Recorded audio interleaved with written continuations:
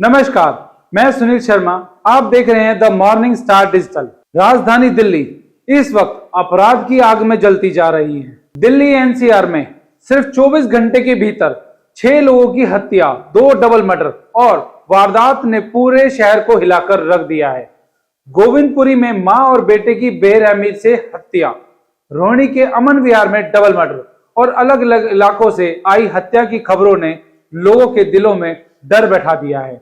सवाल बड़ा है, क्या राजधानी में अपराधियों के अंदर पुलिस और कानून का डर खत्म हो चुका है?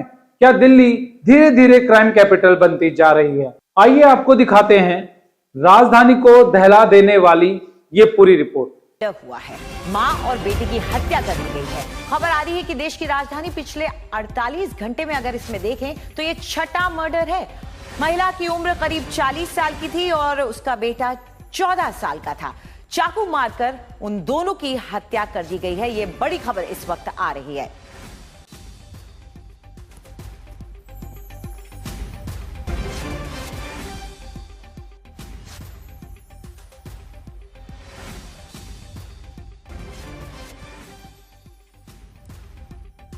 देश की राजधानी दिल्ली, जहां हर दिन लाखों लोग अपने सपनों को पूरा करने आते हैं, आज वही दिल्ली लगातार बढ़ते अपराधों की वजह से सुर्खियों में है।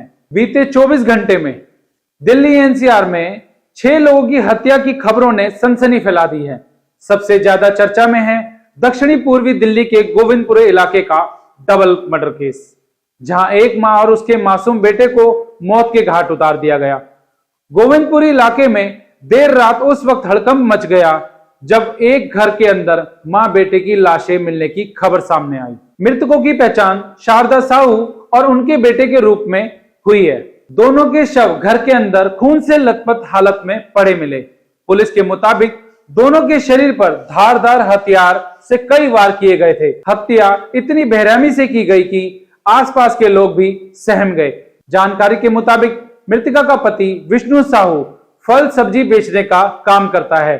रात करीब 12:30 बजे उसे फोन पर घटना की जानकारी मिली। जैसे ही वह घर पहुंचा, घर के अंदर का मंजर देखकर उसके पैरों तले जमीन खिसक गई। पत्नी और बेटे की लाशें देखकर वह जोर जोर से चिल्लाने लगा। आवाज सुनकर आसपास के लोग मौके पर पहुंचे।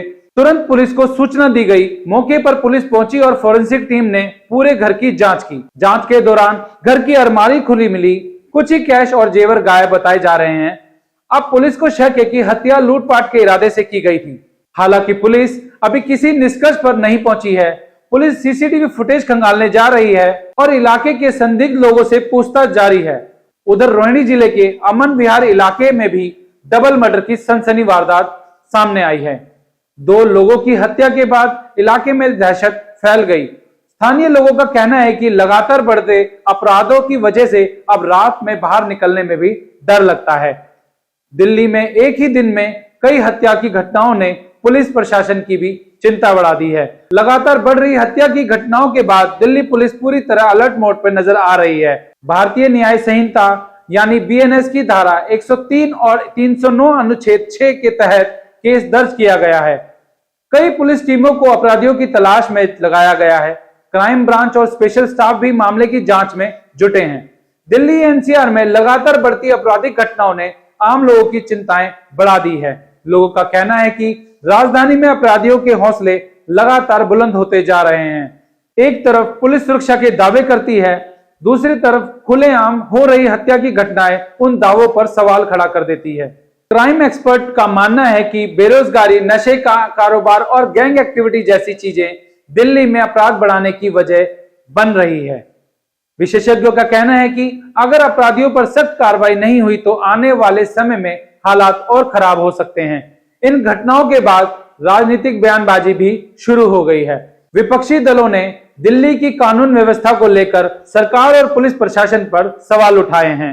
वहीं पुलिस का कहना है कि सभी मामलों की तेजी से जांच की जा रही है और जल्द ही अपराधियों को गिरफ्तार कर लिया जाएगा। लेकिन सबसे बड़ा सवाल अब भी वही है, क्या राजधानी दिल्ली अब लोगों के लिए सुरक्षित नहीं रही? क्या अपराधियों के अंदर कानून का डर खत्म हो चुका है?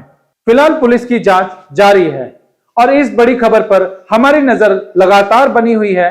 अगर आपको यह रिपोर्ट पसंद आई हो तो वीडियो को लाइक करें, शेयर करें, कमेंट करें और सब्सक्राइब करना ना भूलें। मैं सुनील शर्मा, आप देख रहे हैं द मॉर्निंग स्टार डिजिटल। नमस्कार।